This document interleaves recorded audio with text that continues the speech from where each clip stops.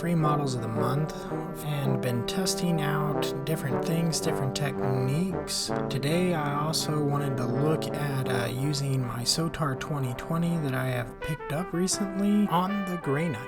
Kind of see the limitations of what I can do with an airbrush. Typically in these videos I finish the model all the way. In this one I will not finish the model all the way, but I will only get it so far. So the Sotar 2020 has that exposed needle, so that's kind of fun. So I'm going to be kind of playing around, and I figured, hey, let's see kind of what it does. So this is me putting on Vallejo's oily gray. As you can see, it does a pretty good job of getting the cover kind of going, even though like I don't have the paint quite figured out, because that's also one of the first times I'm using that colored paint, because it's kind of a darker silver that I was kind of looking for. So you can see me kind of like messing around with it to make sure that the flow is correctly.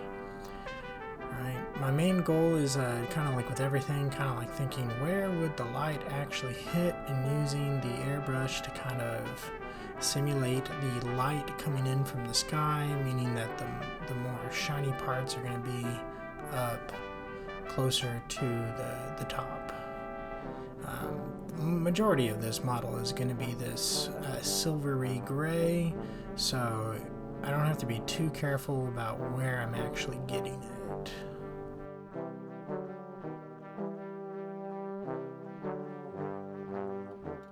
Here I am with my second model. As you can see, I'm doing a whole lot better at getting the coverage to go exactly like I want it to on this one without having to go and redo a lot of the same lines that I did on the first. That's just one of those, the more I use this, I think the better I will get with it. It is extremely awesome in the way that it functions compared to the other airbrushes that I have used. I'm not great with the airbrush, but I'm pretty excited to see what my possibilities will be with this one, on whether or not it actually will do the thing I need it to do. And so this is kind of just a general, can it do base coats? Yes, the Sotar can do base coats.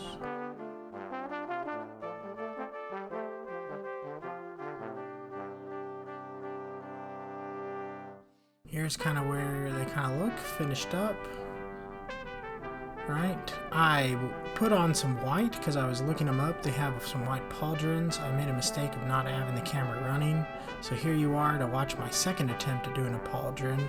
Now I'm trying not to hit the parts that need to be gray. Of course I'm having overspray because one, I am not that good, but I do know that this is able to get really close. What I was also doing wrong here is I had my PSI up a little bit too high. That high PSI made it a whole lot harder to control exactly where I wanted it to be. On later clips of this, I did lower down the PSI to do some closer work. This guy had some cloth down at the bottom of his legs, and so I was like, well, I was looking at the pictures of them online, and they have a kind of whitish cloth going. So I figured this would be a good way to kind of get that color in just like I wanted to. Of course, I'm trying to minimize the amount of overspray while keeping the opacity in the actual area that I want it to be. A simple fix to this probably would be getting some of that blue tack or some stuff to kind of like block it off.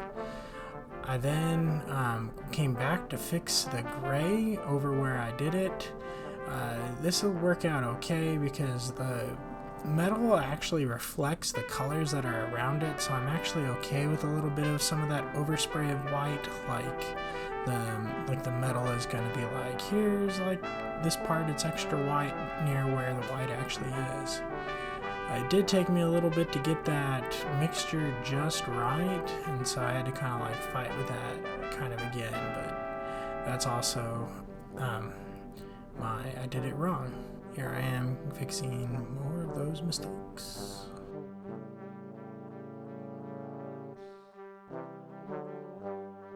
Now I'm adding the red for the bolters, I figured, hey, let's try to like test the limits of what I can actually do with an airbrush.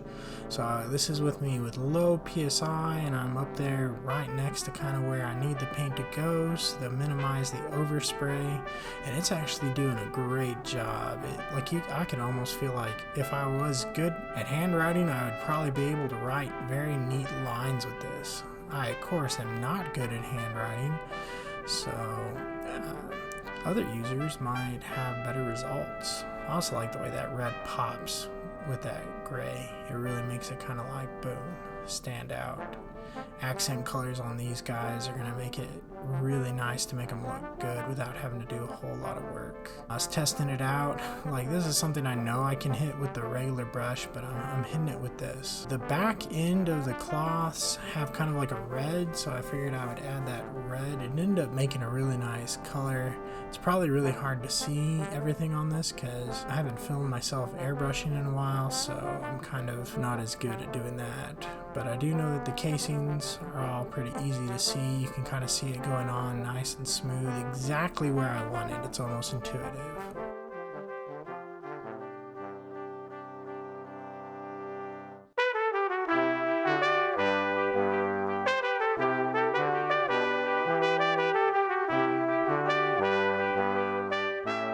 Well, and here's kind of what I was able to do.